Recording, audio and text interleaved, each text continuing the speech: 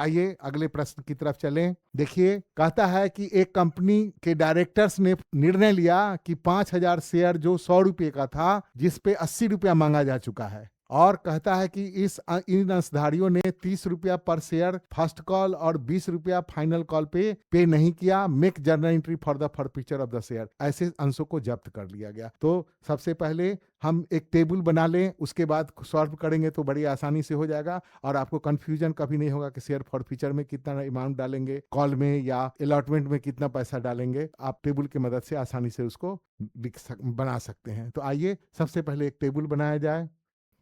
सबसे पहला होगा हमारा, ऊपर में हेडिंग लिख लेंगे हम लोग, 5,000 शेयर है, 100 का है और कॉल्ड अप है 80 रुपया मांगा जा चुका है कंपनी के द्वारा। सबसे पहला लिखेंगे नंबर ऑफ शेयर। अब आइए, कितने शेयर्स हैं? 5,000। अब ये नहीं कह रहा है अलॉटमेंट एप्लीकेशन पर कितना मांगा, अलॉटमेंट में कितना मांगा। तो 30 रुपया कह रहा है फर्स्ट कॉल पे। फर्स्ट कॉल 30 रुपया, फाइनल कॉल 20 रुपया। तो कुल शेयर है 100 रुपये का, जिसमें से फर्स्ट कॉल 30 रुपया है और फाइनल कॉल 20 रुपया है। फर्स्ट कॉल कितना? 30 रुपया, फाइनल कॉल 20 रुपया। तो इसका मतलब एप्लीकेशन और अलॉटमेंट को मिलाकर कितना पैसा हो गया?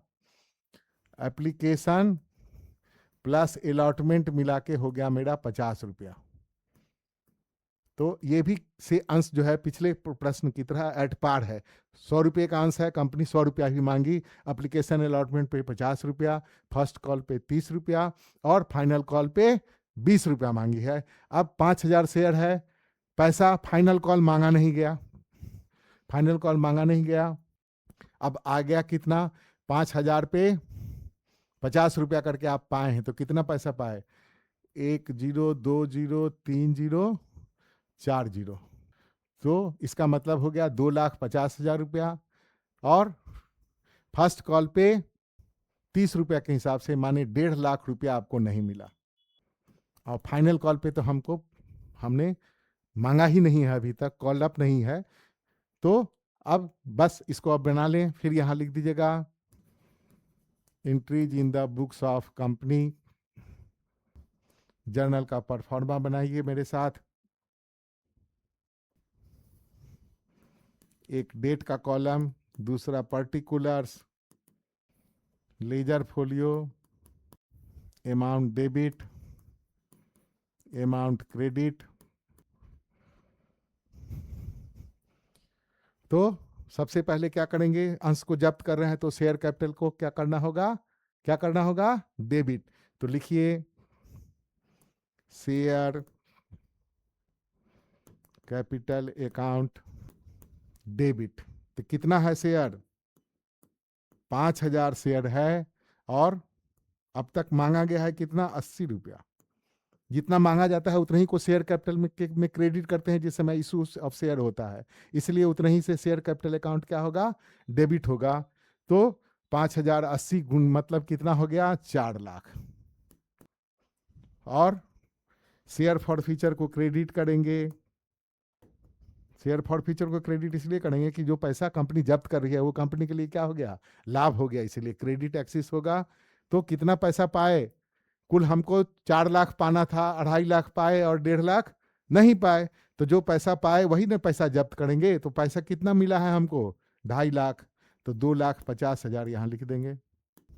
उसके बाद जो पैसा नहीं आया, तो किस पे नहीं आया? शेयर फर्स्ट कॉल पे 1.5 लाख नहीं आया, जो हम अंडर ब्रैकेट करके लिख के रखे हैं, आपको पता चलेगा।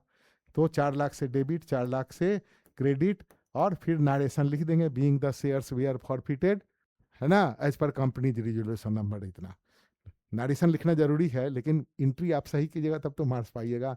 एंट्री आप नारेशन आपका सही हो और एंट्री आप गलत कर दीजिए तो फिर मार्क्स तो आएंगे नहीं। आइए फिर एक हम लोग प्रश्न देखें। इसमें अब तक जो 2 प्रश्न हम बनाए उसमें पार्टली पेड अप था, इसमें पार्टली कॉल्ड अप था और पार्टली पेड अप था। इसमें देखिए क्वेश्चन फुल्ली पेड अप है। फुल्ली कॉल्ड अप मतलब कहता है कि ए लिमिटेड कंपनी 200 शेयर जो 10 रुपया का था पूरा का पूरा मांग लिया गया, और स्वाति एक शेयर होल्डर है जिसने अलॉटमेंट का 3 रुपया, फर्स्ट कॉल का और फाइनल कॉल का 4 रुपया नहीं दिया। She paid the application money at 3 per share, केवल एप्लीकेशन का पैसा दी है। Give general entries for the forfeiture of share. तो आइए सबसे पहले हम लोग एक टेबल बनाएं वर्किंग्स में, और पहले लिख लें, दोबारा पढ़ने की जरूरत नहीं पड़ेगी क्वेश्चन को। 200 शेयर है 10 रुपये का, 10 ईच, और फुल्ली कॉल्ड अप है। यहाँ एक टेबल बनाइए, number of shares, application, allotment और फाइनल कॉल। एप्लीकेशन पे लास्ट में बोलता है 3 रुपया कहता है, अलॉटमेंट पे 4 रुपया, फाइनल कॉल पे 10 रुपये का शेयर है। वैसे दिया भी है प्रश्न में, नहीं भी दिया होगा तो आप निकाल लेंगे। 3 रुपया एप्लीकेशन पे हुआ। नंबर ऑफ शेयर्स कितने हैं? 200। और ये पैसा हमको किसका किसका नहीं दिया है? कह रहा है non payment of allotment money भी नहीं दिया, और फाइनल कॉल का भी पैसा नहीं दिया। तो पैसा दिया किसका किसका पैसा दिया? केवल एप्लीकेशन का पैसा दिया। तो एप्लीकेशन पर 200 शेयर पर 3 रुपया के हिसाब से दिया, तो कितना पैसा आया? 600। अलॉटमेंट पर 3 रुपया के हिसाब से कितने पैसे बनते हैं? 600, जो नहीं आया तो हम उसको अंडर ब्रैकेट में रखेंगे। और 800 रुपया, 4 दूना 800 रुपया वो फाइनल कॉल पे नहीं दिया, तो हमने उसको जोड़ लिया। आप देखिए टोटल 2000 होना चाहिए। 200 गुने 10 2000, और 800 14 6 20 हो गया। अब आइए हम लोग इसका जर्नल एंट्री करें। Entries in the books of A company, नाम दिया हुआ है, नाम लिख दीजिएगा। जर्नल का कॉलम बनाइए। 5 कॉलम्स होते हैं जर्नल में, 2 अमाउंट के लिए, एक लेजर फोलियो के लिए, एक पर्टिकुलर्स के लिए, और एक डेट के लिए। Date, particulars, ledger folio, amount debit, amount credit. अब टेबल की तरफ देखिए, प्रश्न को फिर पढ़ने का कोई जरूरत नहीं है क्योंकि प्रश्न ऊपर ही लिखा जा चुका है। सबसे पहले आइए, शेयर कितना शेयर है? 200। उसका कॉल्ड अप वैल्यू कितना है? 10। तो 200 को 10 से गुना करेंगे, 2000 रुपया होगा। इतने शेयर कैपिटल को हमको हटा देना है शेयर कैपिटल से, तो शेयर कैपिटल अकाउंट डेबिट।